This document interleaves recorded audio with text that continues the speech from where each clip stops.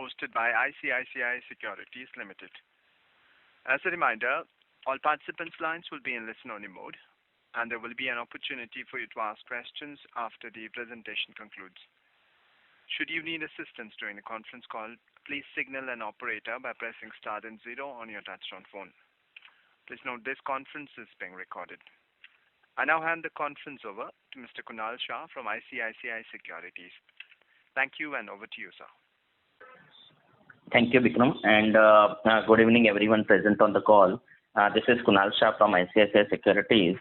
Today we have with us Mr. V. Vaidyanathan, Managing Director and CEO, Mr. Sudhanshu Jain, CFO and Head Corporate Center, and Mr. Saptarshi Bapari, Head Investor Relations from IDFC First Bank, to discuss their Q2 FY22 and H1 FY22 earnings. So over to you, sir. Hello, everyone. I'm Vaidyanathan. I'm very happy to speak to all of you. With me is... Good afternoon, everyone. I'm Sudhanshu Jain. I am the Chief Financial Officer. Hi, I'm Saptarshi Bapari, the Head of Investor Relations. So, good evening again.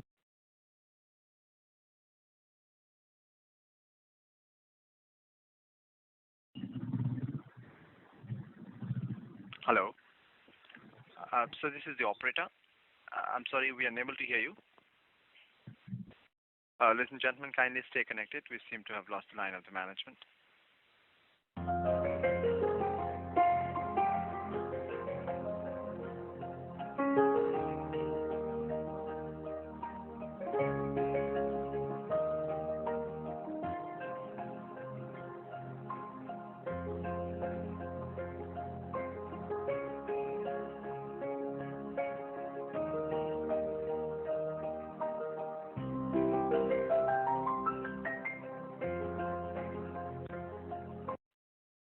So we are back in the conference.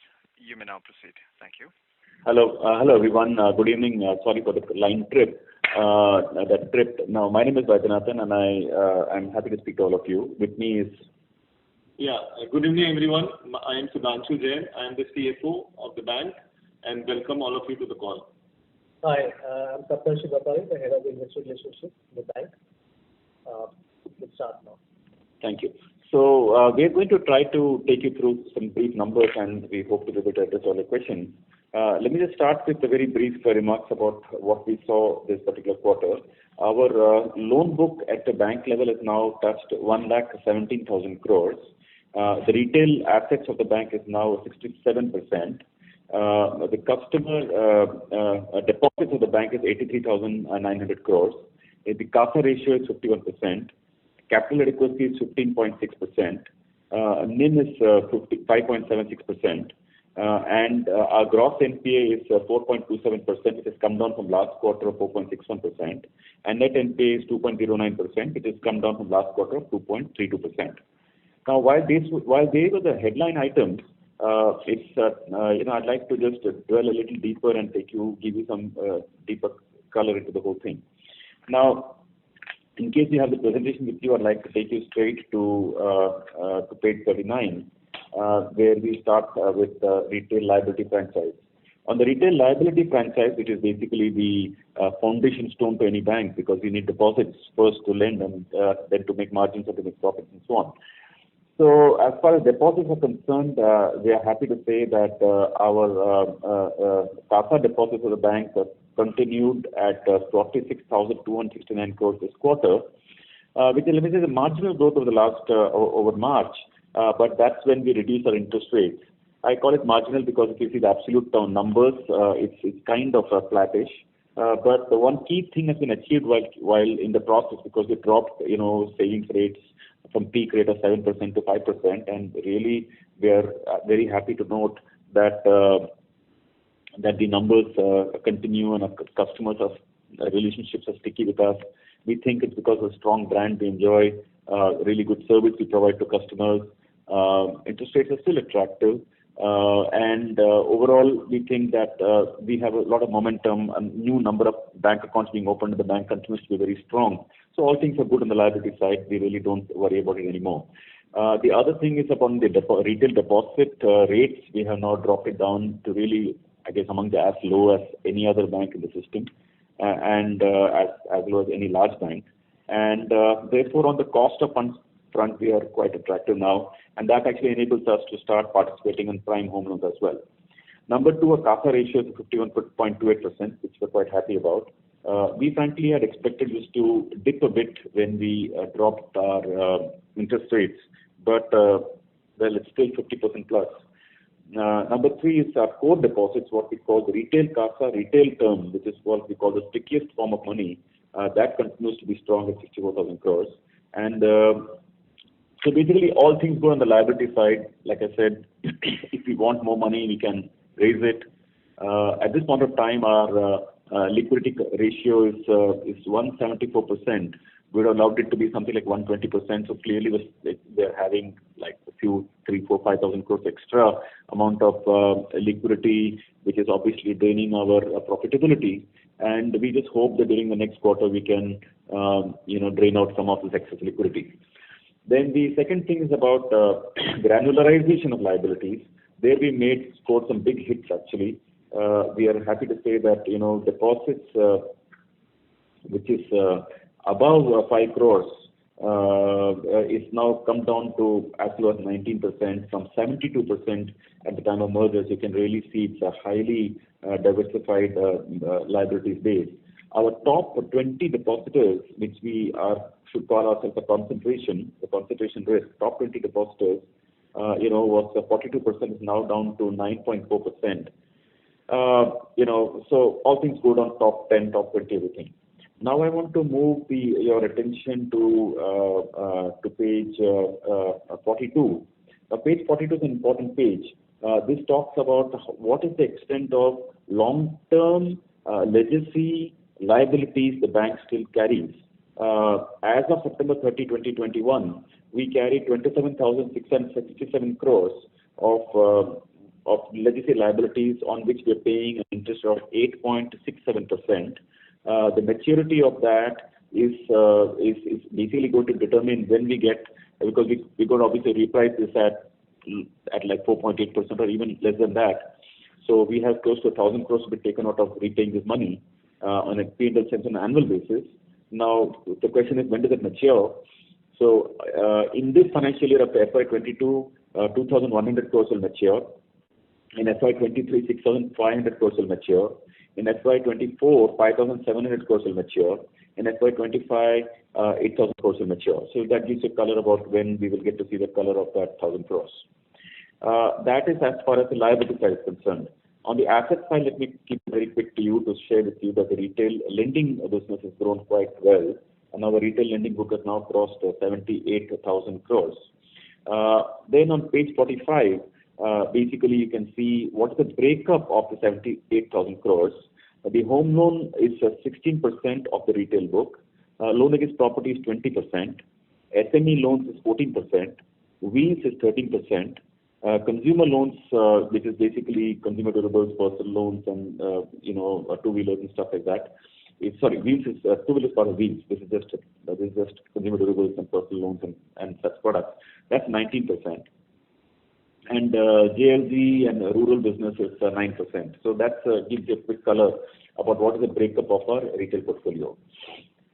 This is the breakup of the whole book itself.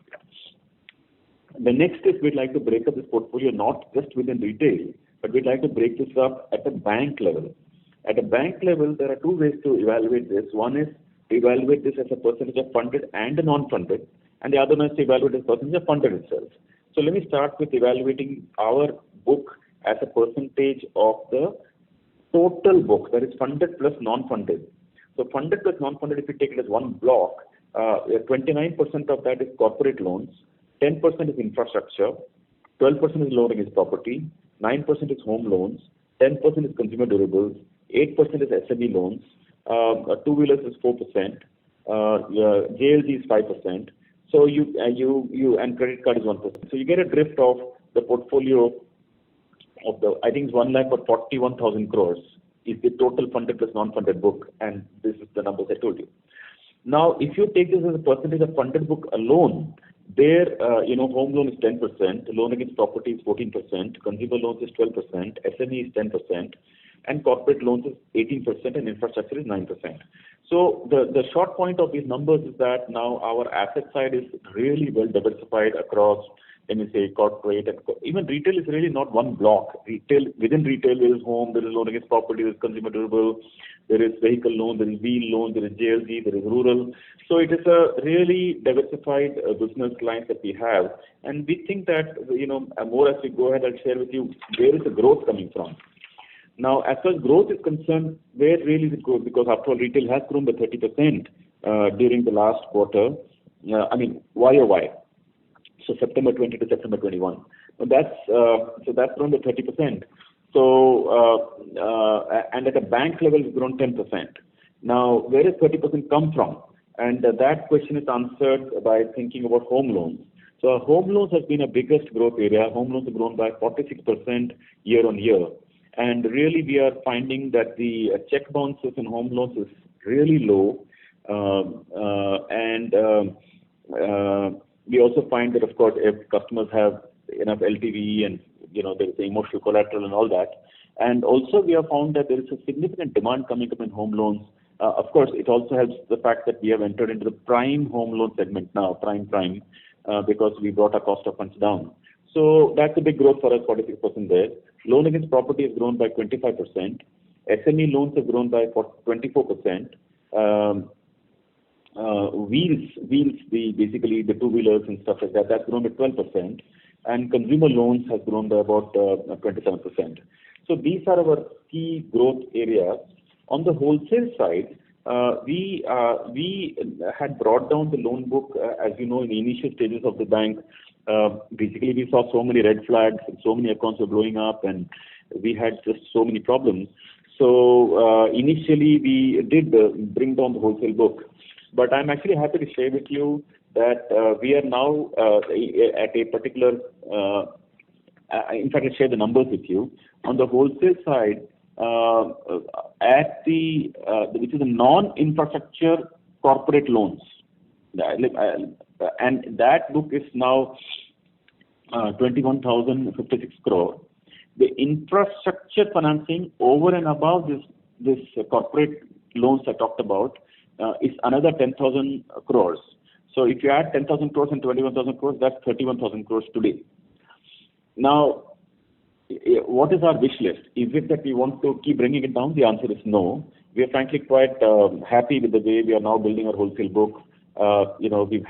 We've disbursed fresh loans of close to about 7,600 crores, fresh, new to credit, new to bank, of 7,600 crores in the wholesale side since the time of the merger. And I'm happy to say it's as good as there's no delinquency there, if at all, it's marginal, and it's like pristine.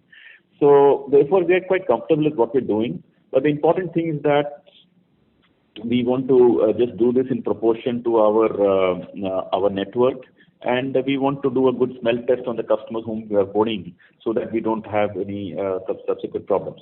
So net, we want to still, maybe given a choice, we'd like to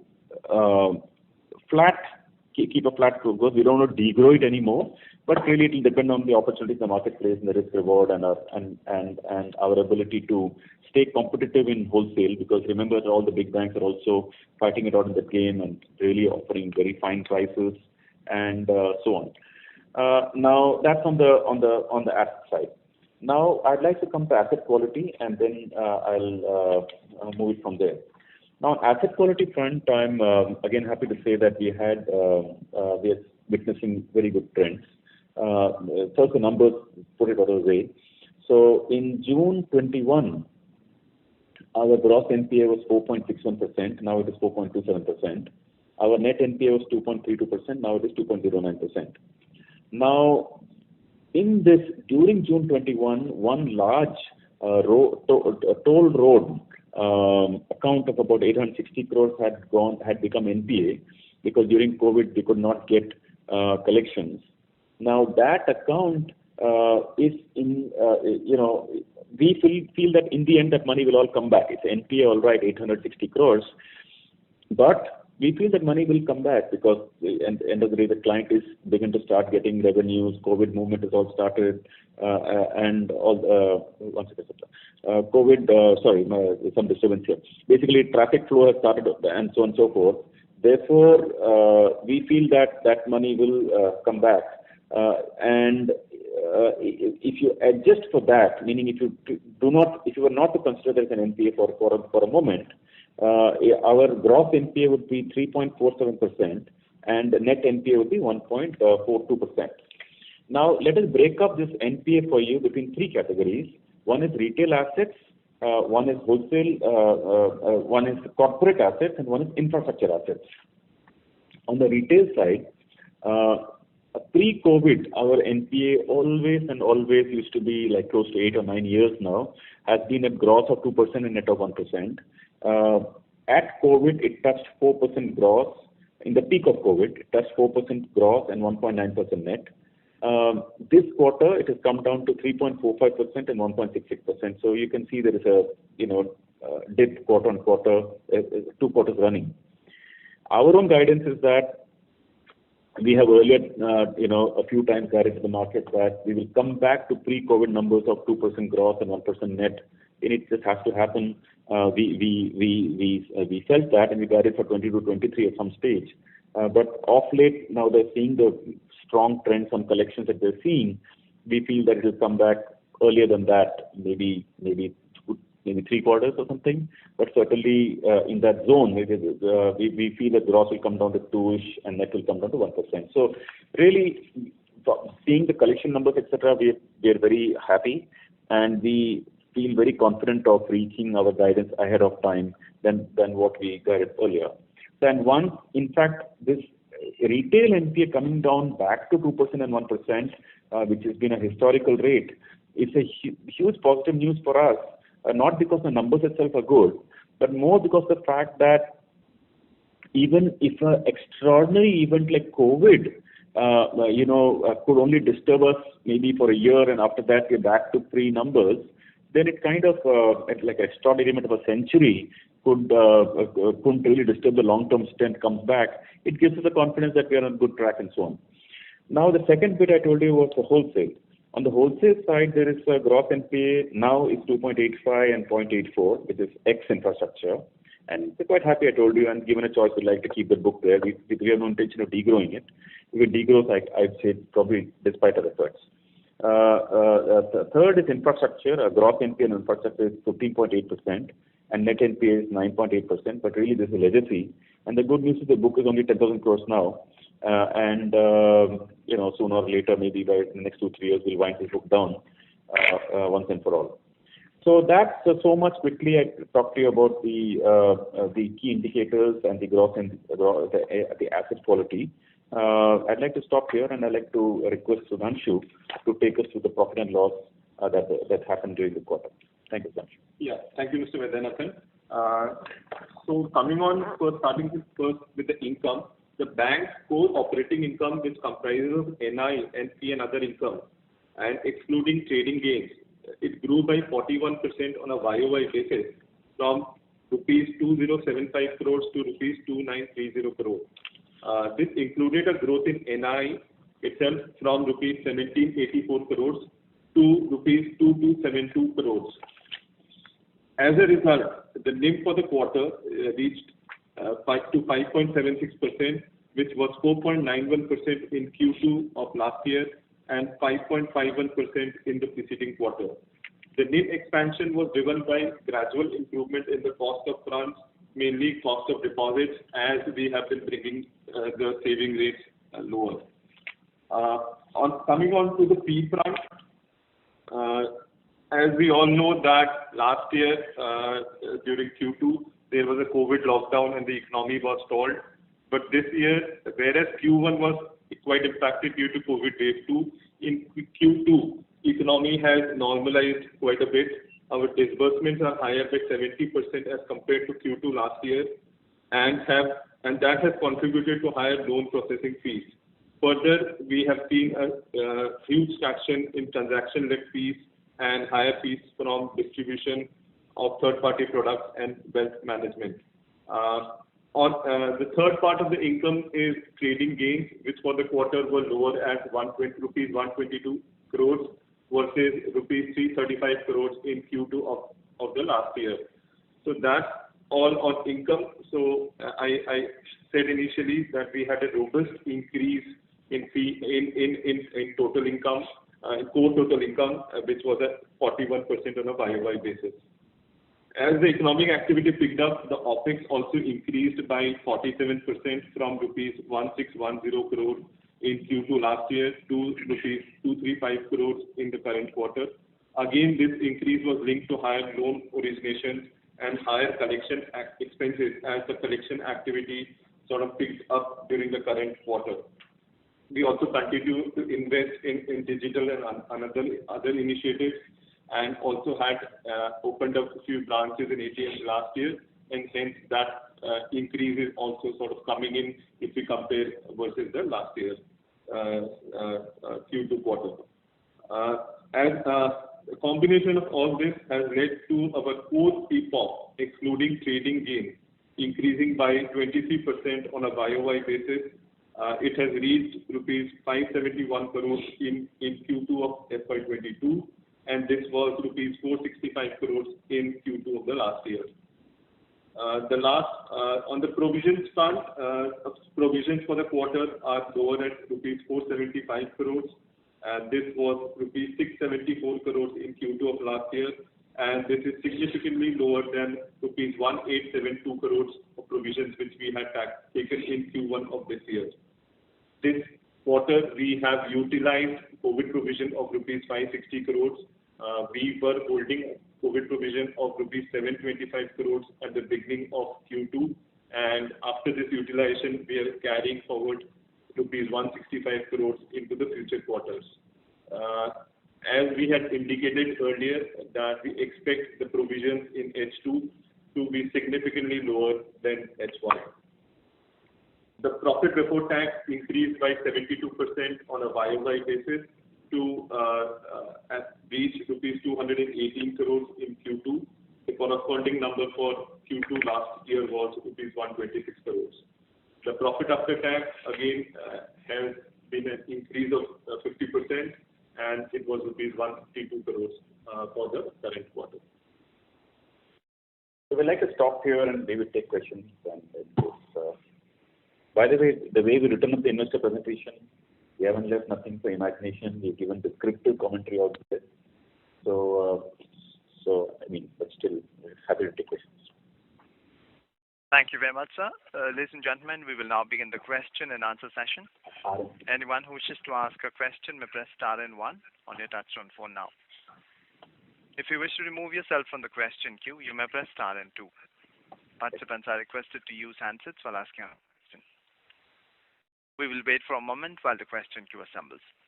To ask a question, please press star and 1 on your touchtone phone now.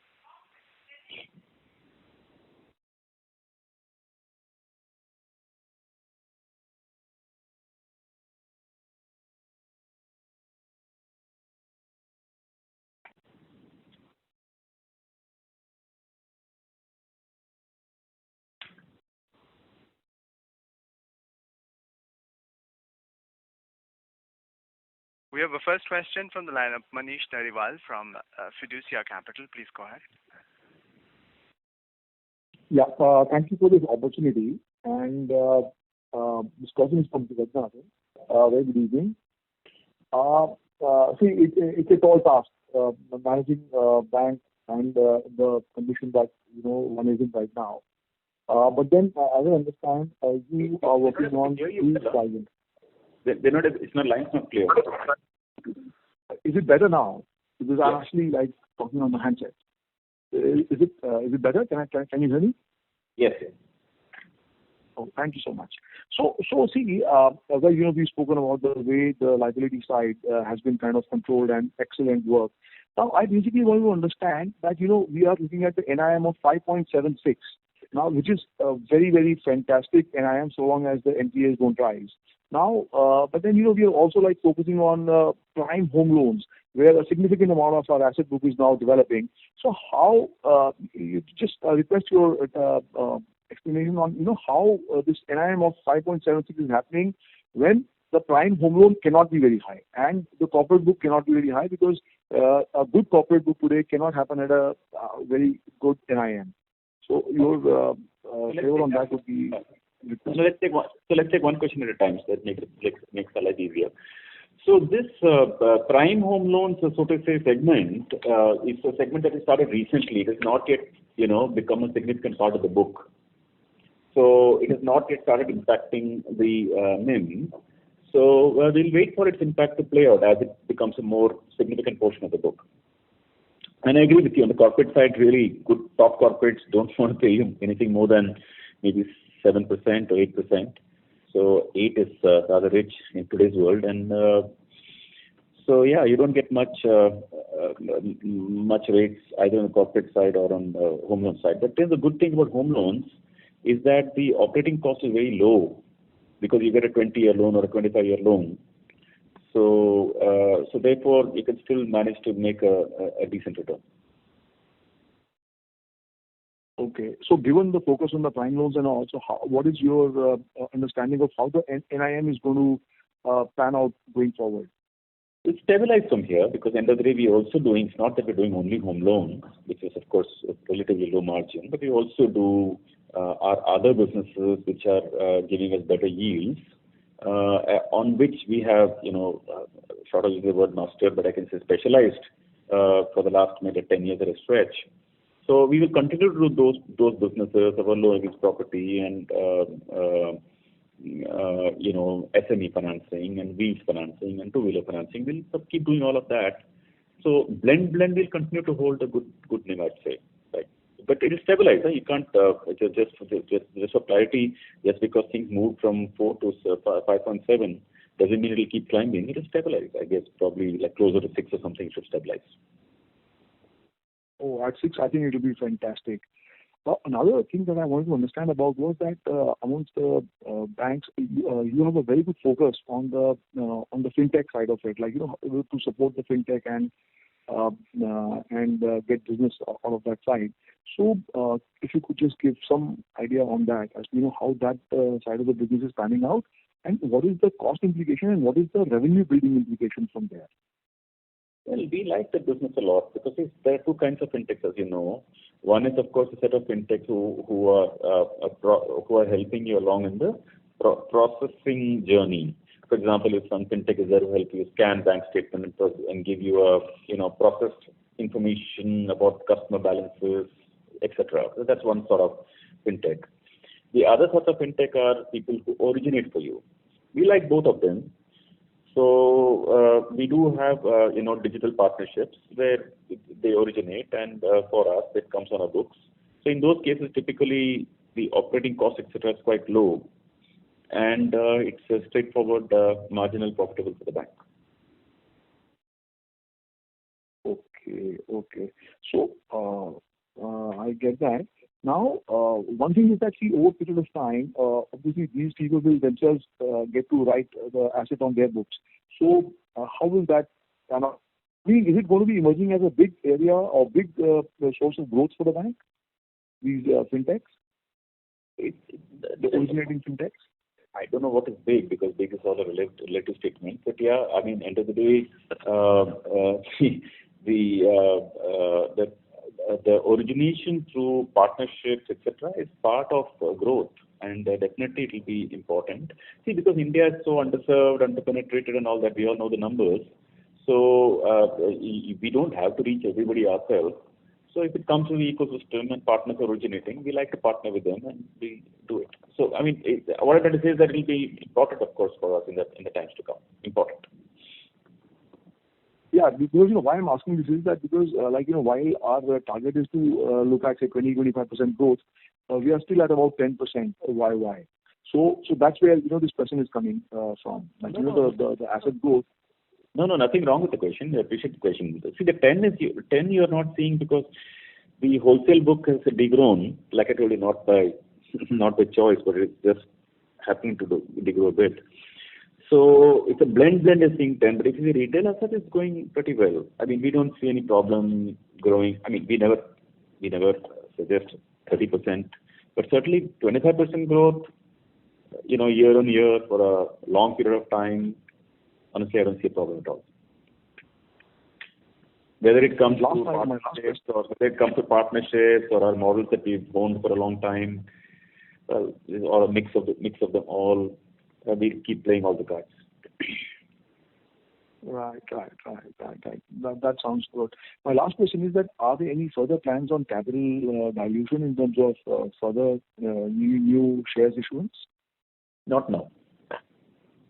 We're still running capital equity upward of 15%.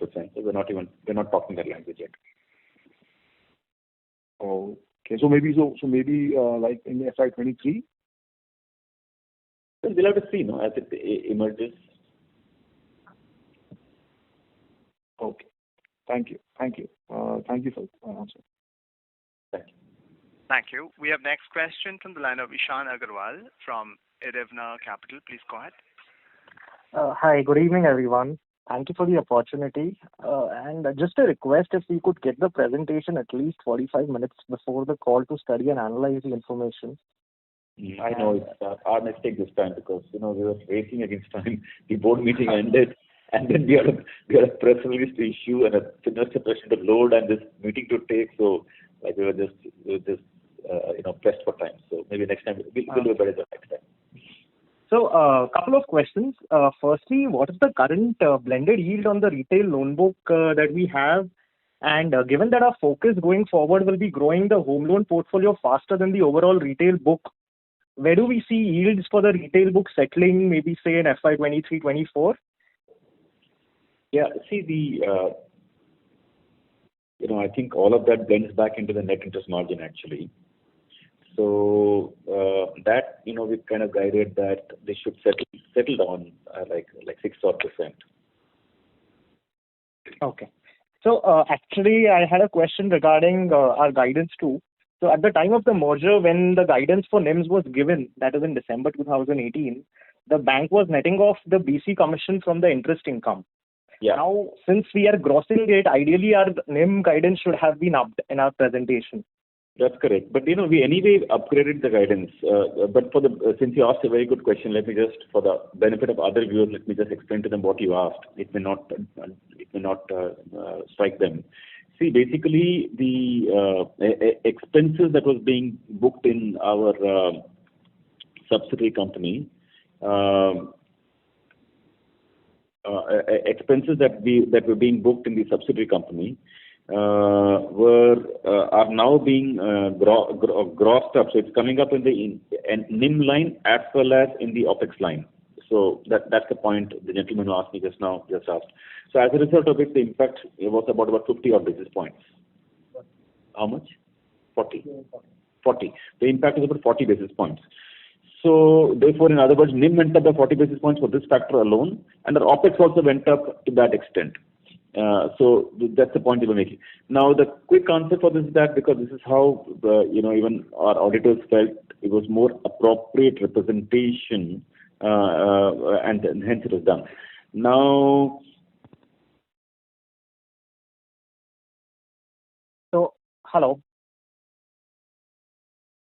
Sir, kindly stay connected. We seem to have lost the line of the management. Ladies and gentlemen, please stay connected. Seem to have lost the line of the management. We'll reconnect them. Stay connected.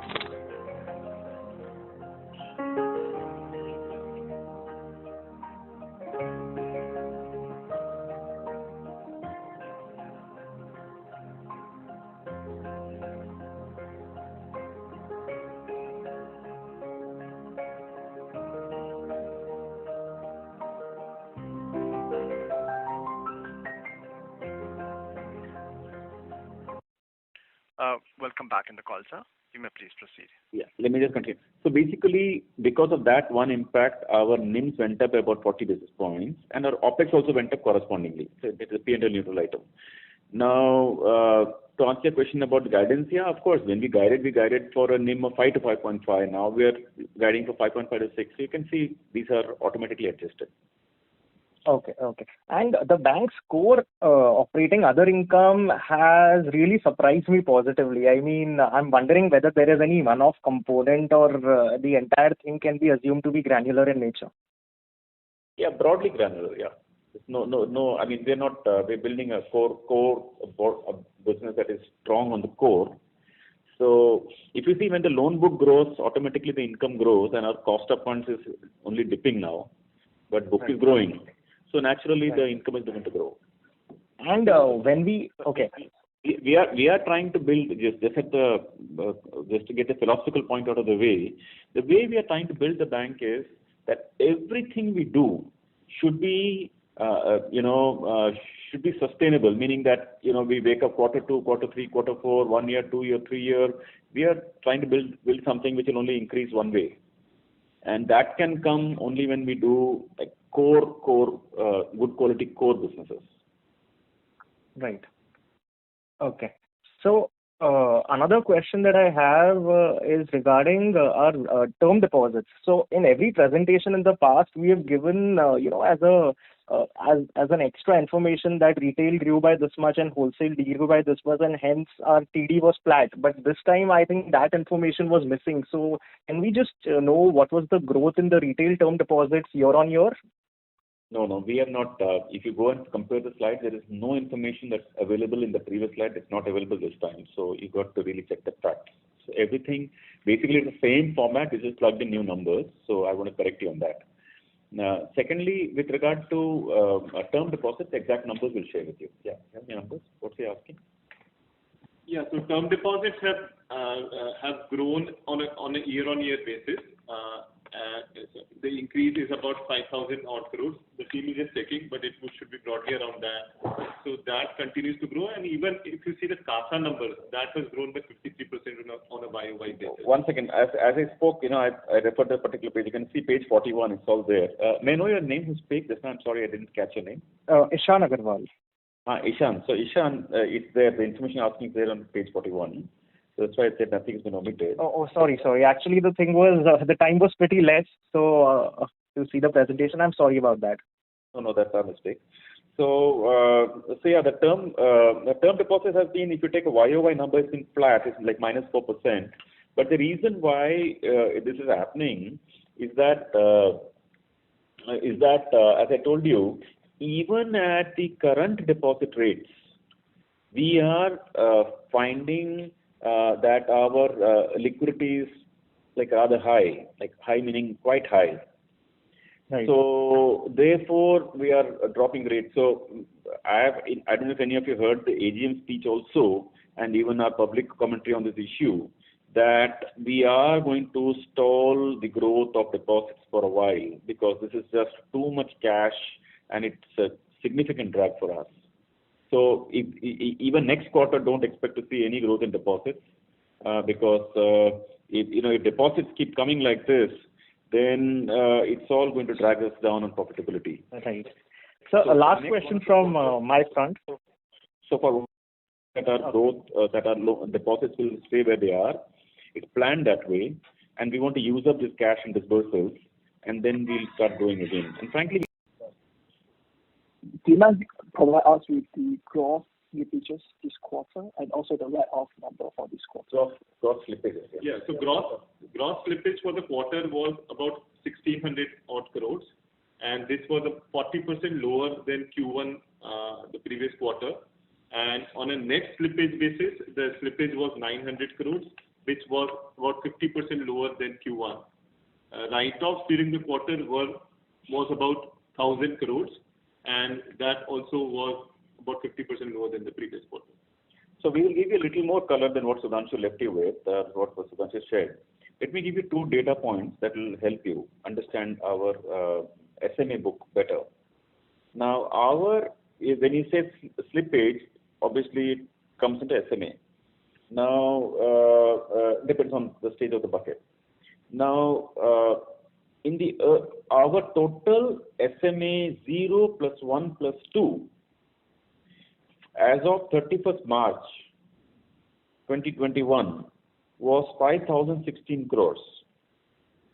Our SMA of 0 plus 1 plus 2 as of 30th June was 12,398 crore. You could see clearly that when the wave 2 happened, that is in April, May, June 21, then basically there was no moratorium, but there was, field collection didn't happen.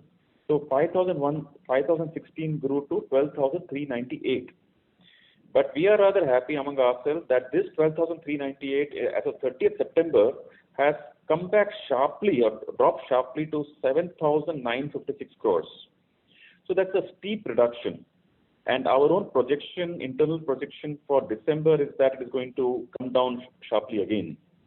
So we feel that this is the basis under which we are beginning to guide that our gross will become 2 and net will become 1 and credit loss will become 2%. Got it. Let me give you one, Thanks, let sir. me give you one, Yeah, let me sorry. give you one more. Let me give you one more color to all of you, even if unsolicited, but let me share some information with you. Now let me break up this SMA 0 plus 1 plus 2 between urban and rural. In rural, it's where we saw the biggest impact.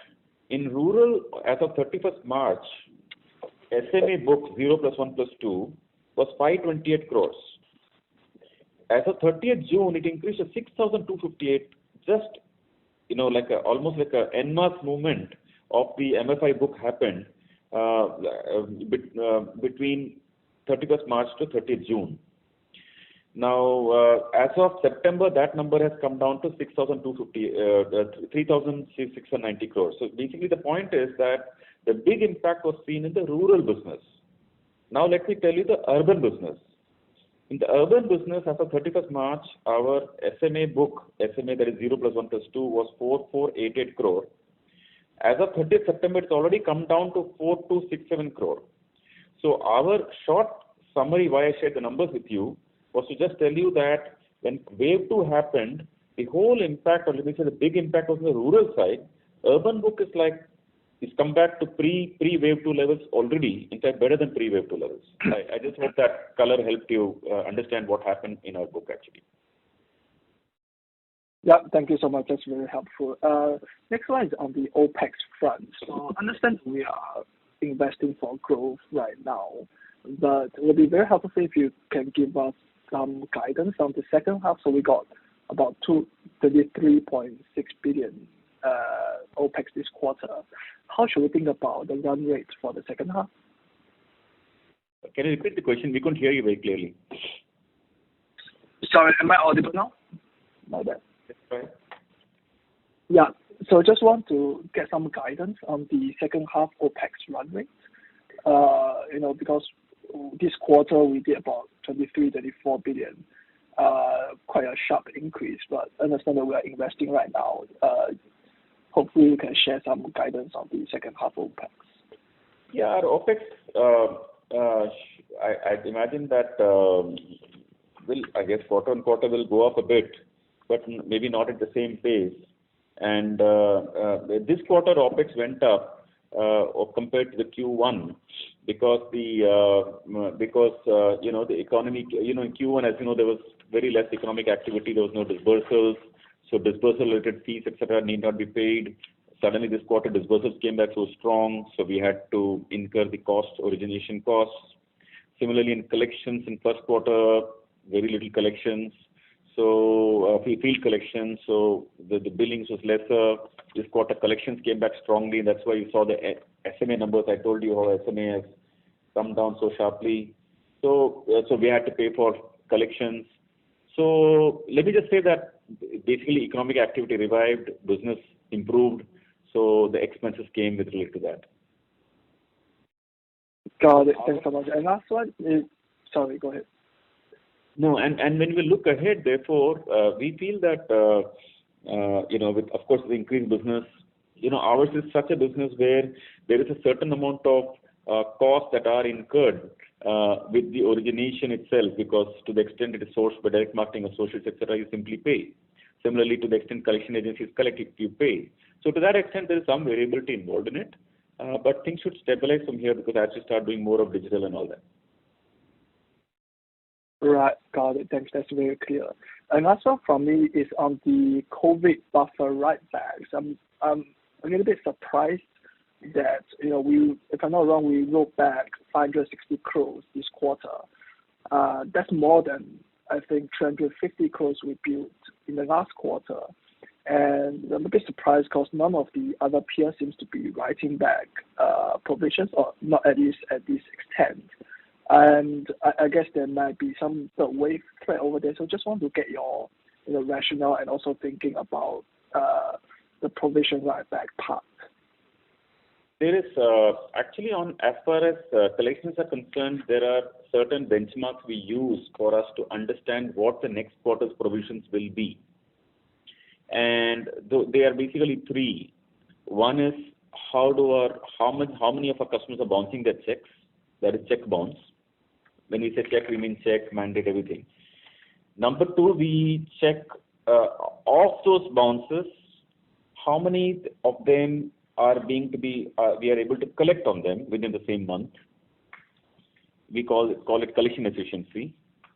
Third, we check that of the accounts that we have provided for in the past, how much are we able to, recover. We call it recovery. Somehow we're finding in all of these three fronts, things are getting even better than pre-COVID. Note what I'm saying. I hope you noted that. Better than pre-COVID. Not that COVID has affected our life. I'm telling you better. So therefore, when we do our own modeling internally and project what our numbers for Q3 and Q4 will be, we can already see that our requirement for provisions for Q3 is going to be lesser than Q2, and provisions for Q4 is going to be sharply lesser than Q3. So when we see those projections like that, we just felt there's no need for these COVID provisions to keep, and that's why we took it back. Got it. That's very clear. Sorry, I hope it turned to be. I believe we'll be right, but you wait for Q3 results and wait for Q4 results. You'll see for yourself. We are quite confident about that. Got it. Thanks so much. Just if I may squeeze in last one on the IDEA provision, the provision on the IDEA account. Are we writing that back? I think we got 15% coverage, right? Are we writing that back in the second half as well? It is 15 or 25 depending on the receipt with the non-fund or without or only funded. So it's depending how you calculate that. But yeah, at this point of time, you've seen the public news. You heard about the fact that they are bringing in funds. They heard about Vodafone bringing in funds. You heard about the fact that government is supportive and government doesn't want to make this country a duopoly country. So you heard all the right. We are encouraged with what we heard. So as of now, we believe that. Let me just say that we believe that our provisions are appropriate. Now we got to finally wait and see when on the due rates, and we deal with it. Like I said, we dealt with so we're going to deal with this also. Got it. Thank you so much. Thank you. We have next question from the line of Manav Vijay from Deep Financial. Please go ahead. Yes, thank you very much, sir. Am I audible? Yes, you are. Okay, perfect. Thank you.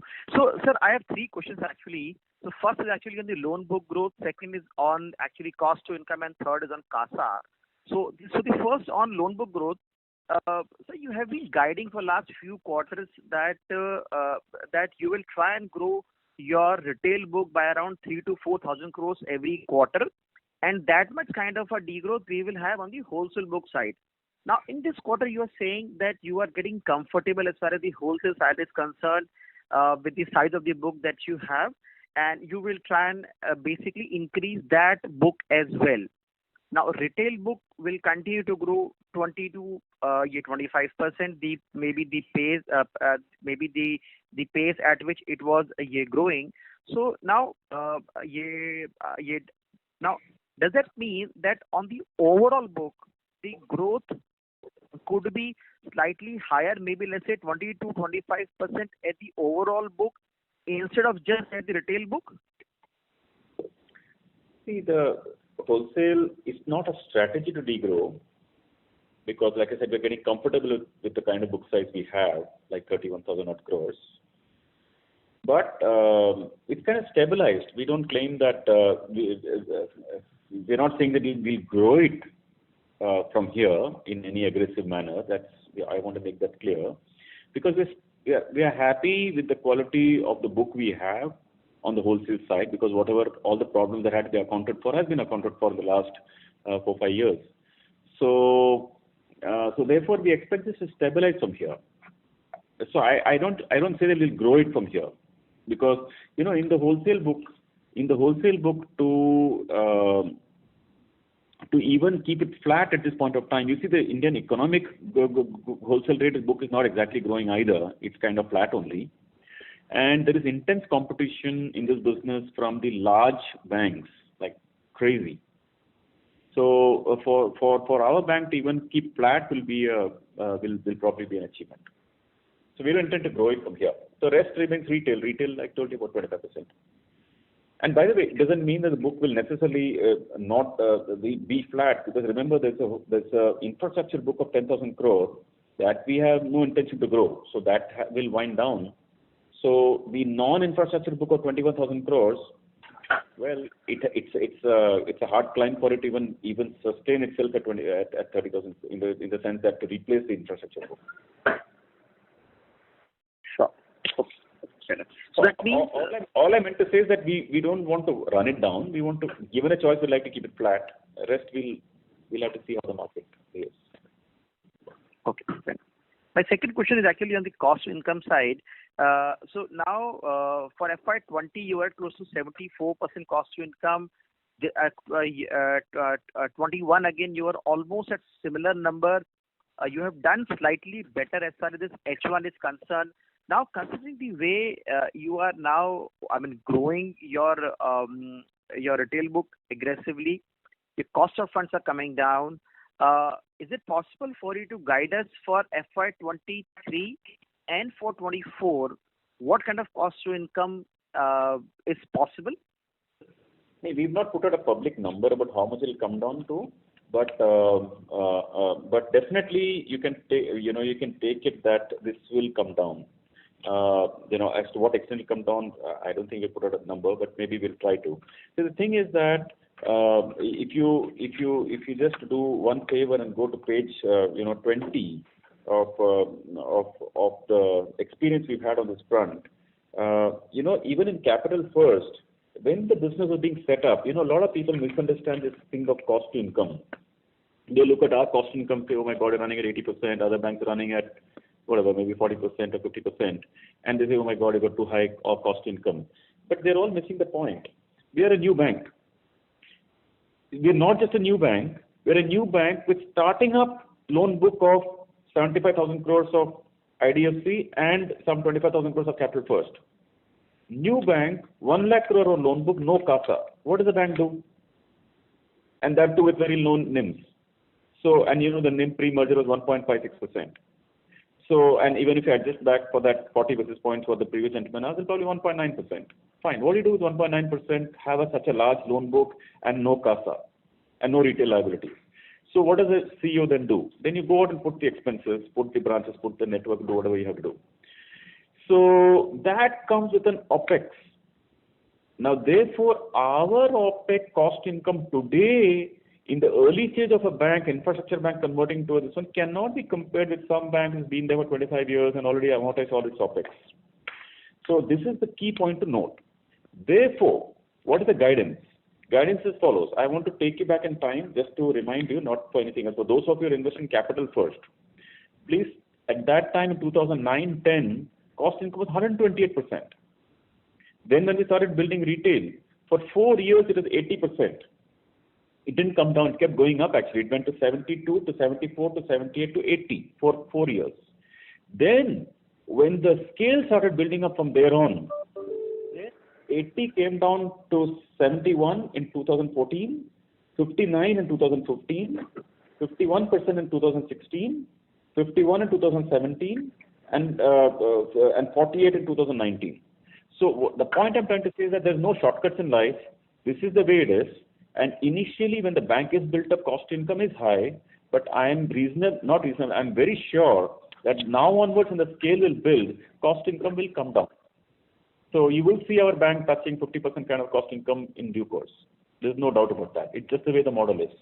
So, sir, I appreciate your point completely, and I'm sure that yes, you will hit 50%. Just that I would say the way you have built the bank in last couple of years.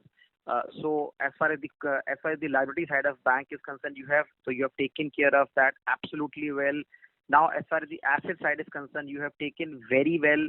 As far as the wholesale book is concerned, retail is actually now starting to actually fire up. So what I'm basically trying to understand is as far as the operating jaws are concerned, so when can we expect them to open? Maybe 23, 24, 25? No. Next, you will see the operating jaw expand in 22, 23 itself. By the way, we don't have to wait that long. So basically think of it that this year, in 21, 22, think of it that you'll probably be here where we are. Like, if you take out the treasury income and think of the core income and core OPEX, without any, these kind of incomes like treasury and all, which, disturb the equation.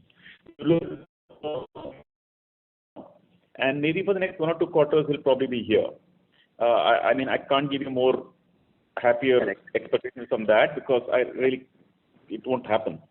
And that's the way the model is built. I'm not disappointed either. But when you wake up in 22, 23, which is not very far from now, it's 6 months from now. So when you say 22, 23, we expect the jaw to open positively, definitely. We feel the cost income will come down. And then 23, 24 and 24, 25, basically next 3 years, you can see that the cost income will come down. You can see that our ROA will expand. You can see that our ROE will expand. It is just going to happen. It doesn't matter what happens to that one telecom account. We'll deal with it by the law of the land. So it doesn't matter. This is the key thing. So basically the grunt work, let me say, has been done over the last 3 years. It's been established. Now is the time to scale up and cost income to come down. You will see it happen. You just have to, many of you investors have been patient with us for 2-3 years. Now you watch the game for the next 3 years. Perfect. My next question would actually be on CASA side, sir. So the kind of job that you have done on CASA is actually really commendable. 51%, I think you are second highest after I believe Kotak. And now you have reduced rates because the liquidity that you have, you're finding it difficult to deploy. So let's say whatever that we see changes in your balance sheet, whatever advances that growth that you were having, so you were basically trying to just keep the borrowing stable, and you were growing the advances side when let's say whatever the deposit growth was happening. So now for next maybe let's say 1 year or so, with let's say CASA being stable at this 51-50 kind of a number, you think that that you have enough cash because of the LCR plus extra deposits to grow the advances book without, let's say, again increasing rates on CASA to attract higher deposits? Yeah, so I'll take that question. So again, as you rightly said, it would be a function of liquidity, and currently we are sitting on ample actually. LCR is as at 174%, and if you see the numbers, we have consciously also slowed down the deposit growth, right? We brought down the rates. Plus recently, a month back, we also brought down rates on the FD front.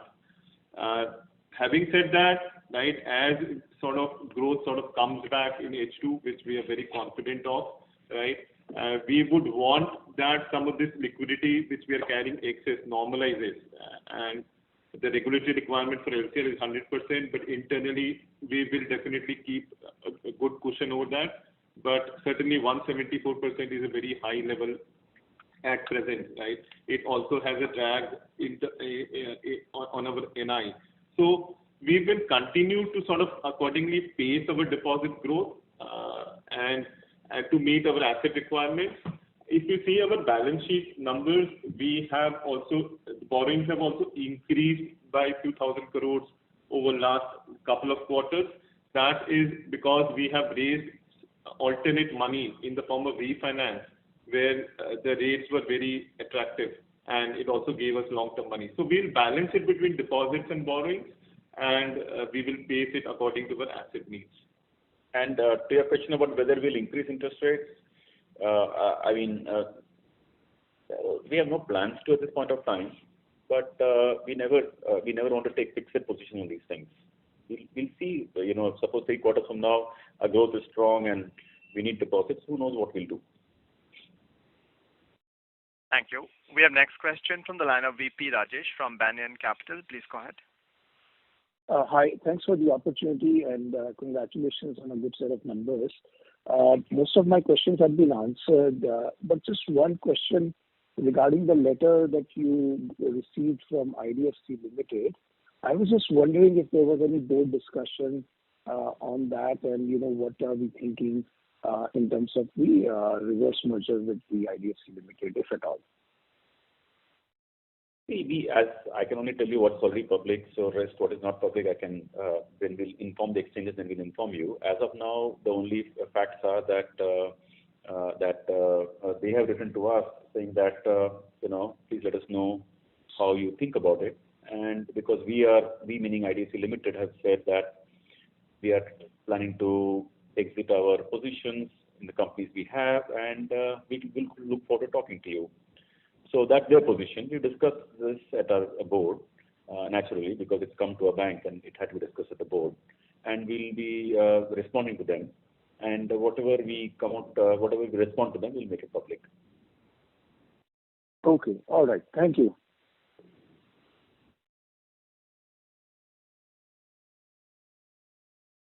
Thank you.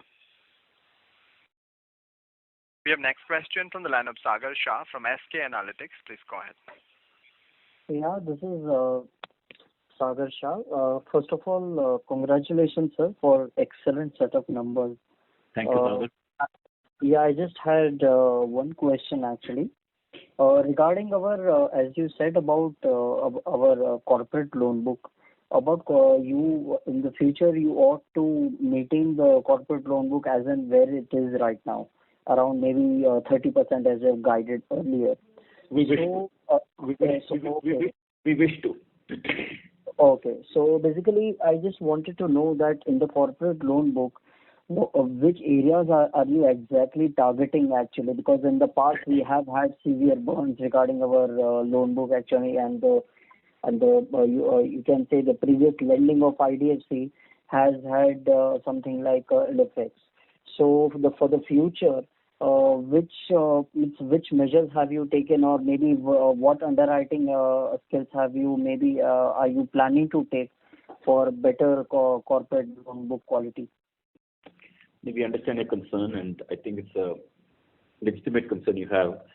Even your comment about the erstwhile management, whatever they booked, it's not that they did anything bad. I mean, just that maybe the economy went south and the infrastructure cycle went bad. Maybe it's not. I don't think they did. Certainly. I don't think they did anything intentionally. But coming back to the point, we have actually instituted many controls in being able to handle the corporate book, whatever we have booked post merger. We have put many, like I'll tell you some examples if that gives you color.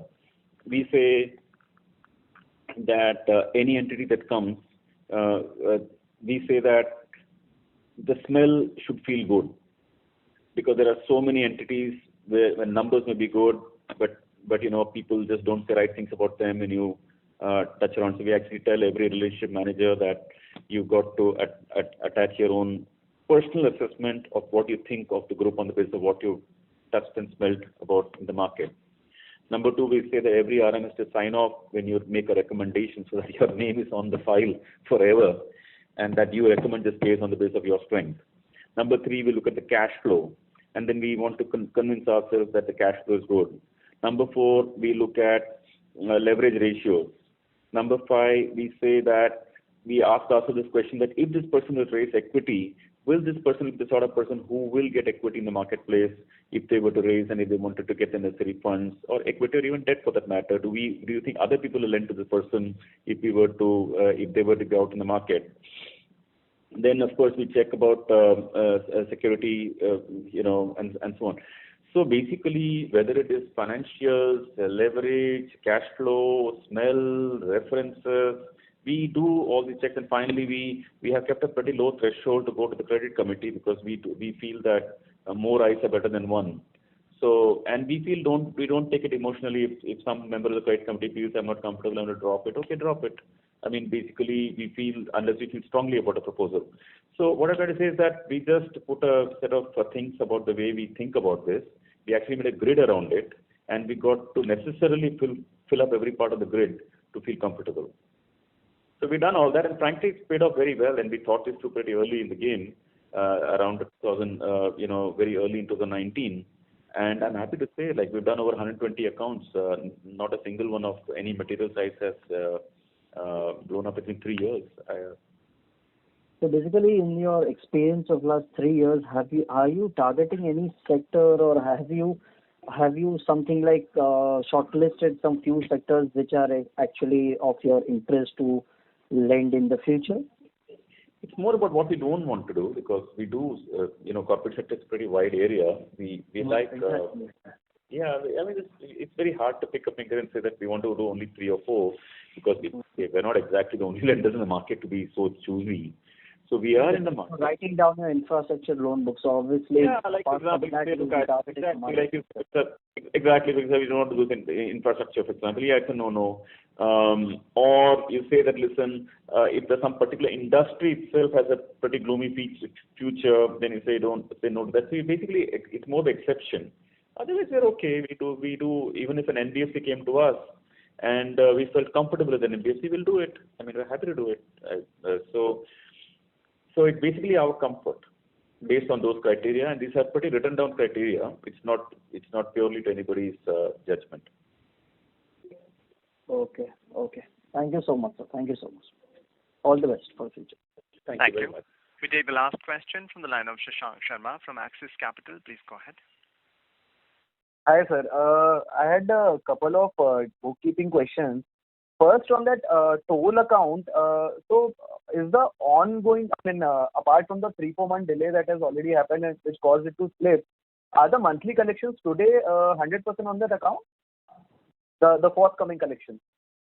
So I'll answer that question, Sudhanshu here. So definitely collections are improving as sort of the economic activity is picking up. But having said that, it's still not back to sort of pre-COVID levels for that entity. Even into this quarter, however, we continue to see repayments. Like if you see the numbers, the principal outstanding has come down further by rupees 16 crores during the current quarter, and where it slipped into NPA into the last quarter. So we feel that we have a provision of 15% on this account. We don't foresee any economic loss in this account, and we are hopeful that sort of as the toll collection picks up further, this account condition should improve. And sure, sir. And before you go to the next question, we just say that our guidance, on this bit about having 2.5% credit loss to the average book for the year, what we said last quarter or so, that completely stays. So even after wave 2, it stays. So we don't have a problem with that. But only important thing to note is, so that we want to be clear, we guide you correctly, is that number is under normal business operations, including COVID. It doesn't take care of that one telecom account where our funded exposure is 2,000 crores, and our provisions are about like 480 crores. So if that account were not to pay, then all bets, that's an extra that's an extra, let me say, impact on us. But that's not part of the storyline of 2.5%. So hopefully next time when we are on the call, that problem would be solved for us. That's what. Because I think the repayments are scheduled in that manner. So let's see on that. I have one more question for India's sake, because if it doesn't pay, then there is a law of the land. So, but for India's sake, we hope it doesn't go there. Right. Sir, one question. If we can give the breakup of the write-offs that have been taken in the H1, asset-wise, the asset class-wise, if you can throw some light there, that would be great. So as I mentioned earlier, that write-offs during the quarter was about 1,000 odd crores, and this was 50% lower than the previous quarter. Right. Sir, asset mix, can we get something as in the rural book in percentage terms, if you don't want to give absolute numbers, or on a broad basis? So we understand LAP and housing would be limited, but apart from that, some color there would be great. No, so we haven't called out that number, but Okay. these are the What number? No issues, sir. So, Asset? no issues. Okay. One last question. Apart from this 2.9% restructuring. By the way, one comment on the write-off that, I earlier mentioned to you that every month now, every quarter now, we're getting recovery from the past. Right. So what was provided is a provision, is a formula. You so much 90, DPD, 120, 150, 180, 360, whatever, and then we take certain provisions. But that doesn't mean client doesn't owe you the money.